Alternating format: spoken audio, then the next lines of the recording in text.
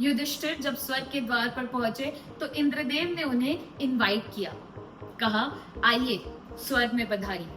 But Yudhishthir being Yudhishthir, he set forth a condition. The dog will also come with me to heaven. Indradev, he wasn't so impressed, but Yudhishthir declined to enter heaven without the dog. After all, the dog was his companion during the arduous journey. वफादार था। Yudhishthir calmly stated, in that case, I do not want to go to heaven. The dog was my faithful companion on earth and I cannot abandon it now. It sought my help and gave me unconditional love. The pleasures of heaven mean nothing to me in comparison to the grief of losing my beloved companion. And the dog has done nothing to deserve this, and if it does not deserve to go to heaven, then neither do I. Impressed with Yudhishthir, the dog revealed himself as Dharma, जिसके लिए युधिष्ठिर विख्यात थे। और इस तरह युधिष्ठिर के लिए स्वर्ग के द्वार खुल गए। यही है हमारी परंपरा, यही है हमारी करुणा, यही है हमारे संस्कार और यही है हमारी विरासत। पर आज दिल्ली और उसके आसपास के इलाकों में एक अलग ही असमंजस है। After Supreme Court's order to send all the stray dogs to shelter, several people have started petitions requesting the court to rethink its order. Celebrities such as John Abraham, Janvi Kapoor and Veer Das, they're arguing that this decision is not humane and is not in public interest. अब तो CJI ने भी कह दिया है that I will look into this matter. But I will only say one thing. हम हर चीज को इतना black and white में ही क्यों देखते हैं? कहा जा रहा है दिल्ली और आसपास के इलाकों में लाखों स्ट्रे डॉग्स हैं और शेल्टर्स के नाम पे इंफ्रास्ट्रक्चर वो है जीरो। तो जाहिर सी बात है कि रातों रात तो ये काम होना बहुत ज्यादा मुश्किल है। Moreover, stray dogs are also sentient beings.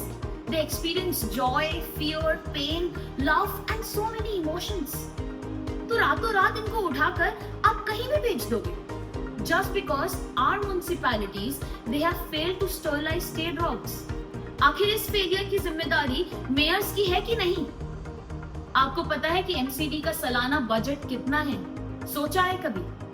17,000 crore रुपए, 17,000 crore rupees.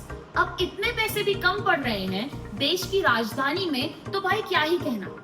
Leader of opposition Rahul Gandhi और उनकी बहन और एमपी प्रियंका गांधी ये भी बेजुबान जानवरों के पक्ष में उतर आई है। राहुल बोले कि these voiceless souls are not a problem to be erased. Blanket removal strips us of compassion. वही युधिष्ठिर वाली बात। बट दोस्तों, हर कहानी के दो पक्ष होते हैं। ऐसा भी नहीं है कि स्ट्रे डॉग्स कोई मेनिस नहीं। They rule the streets at night. Gang बना लेते हैं ये लोग और कई बार इतने खूंखार हो जाते हैं कि किसी पर भी हमला करने की हिम्मत और ताकत रखते हैं। There have been dozens of cases in Delhi and adjoining areas where packs of street dogs they have injured kids, women and men without any distinctions. Reports of kids being mauled by stray dogs they are not uncommon. From brick skins to streets to even railway stations. Ask any friend and they would definitely know one story of a friend chased by dogs at night, and that can be really, really scary. So the $1,000,000 question is banishing all these stray dogs the only solution? ऐसा नहीं है दोस्तों। करुणा ही हमको इंसान बनाती है और एक तरफ हम बात करते हैं मार्स को कॉलोनाइज करने की और दूसरी तरफ एक साधारण समस्या का कोई सलूशन ही नहीं निकाल सकते। क्या इन स्ट्रे डॉग्स को स्टरलाइज करना, इनके खाने पीने का इंतजाम करना और सिटीजन्स में अवेयरनेस फैलाना इतना मुश्किल काम है? We are on track to become the third largest economy. America is already number 1. But that country has destroyed 334,000 dogs last year and this data is according to ASPCA. हम economy में compete करेंगे, cruelty में नहीं. Until next time.